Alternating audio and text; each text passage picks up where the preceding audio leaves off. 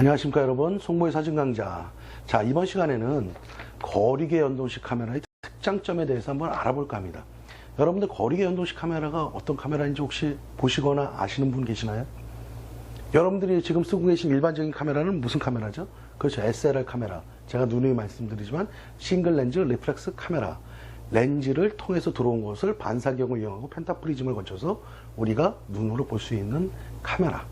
그러면 렌즈 파인더 카메라 또는 거리견도식 카메라라고 명명하는 이 카메라는 어떤 걸까요? 보통 우리는 거리견도식 카메라라고 그러고요, 또는 여기 써놨죠, 제가 영문으로요, 렌즈 파인더 카메라라고도 명명을 하는 카메라. 자, 이거를 이제 더 한 번에 알아보기에 딱 말씀을 드리면 대표적인 게 라이카의 M 시리즈 카메라들, 라이카의 M6라든가 M4P 또는 M5, M3 이런 카메라들을 우리는 거리견도식 카메라의 대표적인 주자입니다.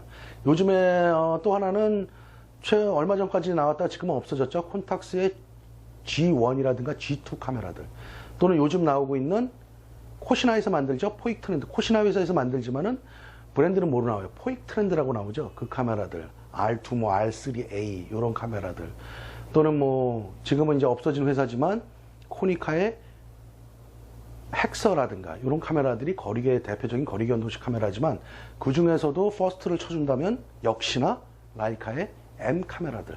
자, 그렇다면 이런 카메라들은 왜 SLR 카메라에 쓰기 편하고 이런 것들이 있는데 왜 거리견도식 카메라가 아직도 생산이 되고 쓰고 있느냐라는 얘기죠. 역사적으로 볼 때는 이 거리견도식 카메라가 먼저 나왔어요. SLR 카메라는 그 후에 나왔다는 얘기죠. 그런데도 SLR 카메라가 시장을 주름잡고 있는 상황에서도 왜 이런 구닥다리 같은 거리견동식 카메라가 아직까지도 만들어지고 있고 생산을 하고 있고 또 그거에 또 열광하는 사람들이 왜 있을까? 그렇다면 우리가 알지 못하는 어떠한 가장 큰 매력들이 있을까? 또는 좋은 점이 있을까? 반대로 불편한 점은 없을까? 그러면 이런 불편한 점들이 있는 것들을 다 상쇄하고도 남을 엄청난 매력이 있는 걸까? 그거에 대해서 우리 간단하게 한번 알고 넘어가 볼 수 있도록 하겠습니다. 일단 SLR 카메라는 렌즈를 통해서 들어오는 것을 보기 때문에 어떤 뭐 오차라든가 이런 것들이 상당 부분 없어요. 초점을 맞출 때 정확하게 볼 수가 있다는 얘기예요. 그러면 거리견동식 카메라는 어디로 볼까요? 렌즈를 통해서 들어온 것을 볼까요? 그렇지 않습니다, 여러분. 거리견동식 카메라는 지금 컴퓨터가 앞에 있다면 한번 보세요. 아, 컴퓨터가 있겠네요, 당연히. 제 강의를 보려면 컴퓨터로 봐야 되니까. 거기서 거리견도식 카메라를 보면 아마 M 버전들, 라이카 M3라든가 M6 버전들이 뜰 텐데요. 렌즈 옆에 상단, 좌측이나 좌측 상단에 보면 이렇게 창이 하나 있을 거예요. 거기가 그쪽을 보고 초점을 맞추는 거거든요. 그렇게 생긴 것들을 거리견도식 카메라라고 그래요. 그 다음에 거리견도식 카메라의 장점을 먼저 한번 알아볼까요? 일단은 구조가 간단해요. SLR처럼 미러가 있을 필요가 없어요. 펜타프리즘도 필요가 없어요. 그렇기 때문에 어때요? SLR 카메라보다 작고 가벼워요.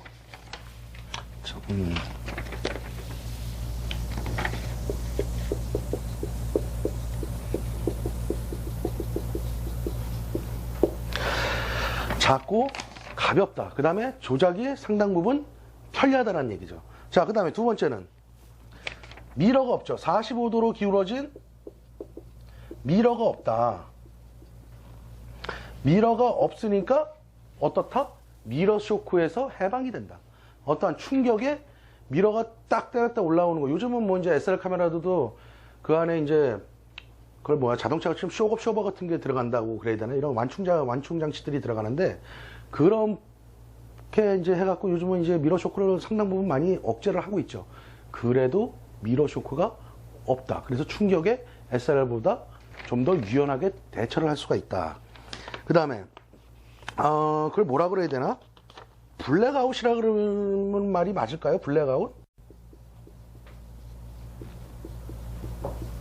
블랙아웃이 없다. 이건 무슨 말이냐면 SLR 카메라는 잠깐이나마 미러가 올라갈 때 우리가 그 현장을 볼 수가 없어요. 미러가 올라가니까 우리가 볼 수가 없죠, 렌즈를 통해서. 근데 이거는 미러가 없고 창을 맞추는, 그러니까 초점을 맞추는, 그걸 이제 브라이트 프레임이라 그러는데요. 그 창에서 그 파인더가 따로 있기 때문에 렌즈가 작동하는 거, 렌즈가 하고 셔터가 열리고 닫히는 거에 대해서 어떠한 뭐랄까 블랙아웃이 없다. 그래서 항상 우리는 확인을 하고 있다는 얘기예요.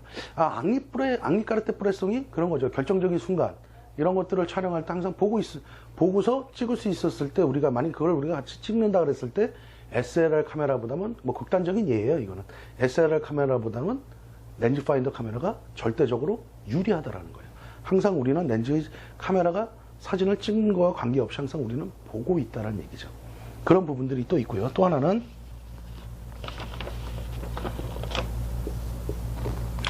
브라이트 프레임.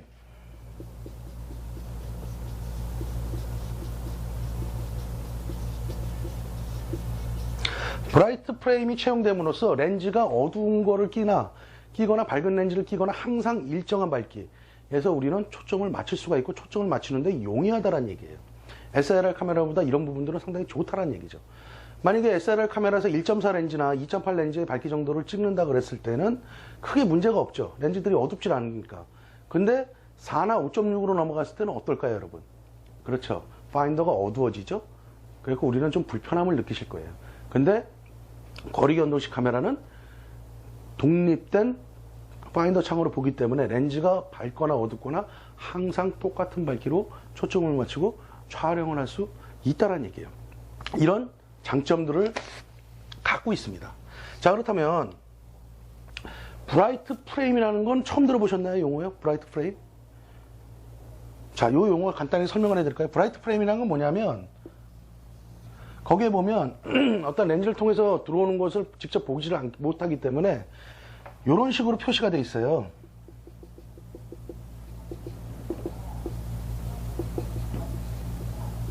그래서 요 안은 90mm. 뭐 이건 메이커마다 틀려요.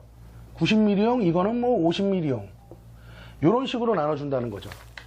요 얘기하고 단점에 대해서 다음 편에서 좀 계속해 볼 수 있도록 하겠습니다.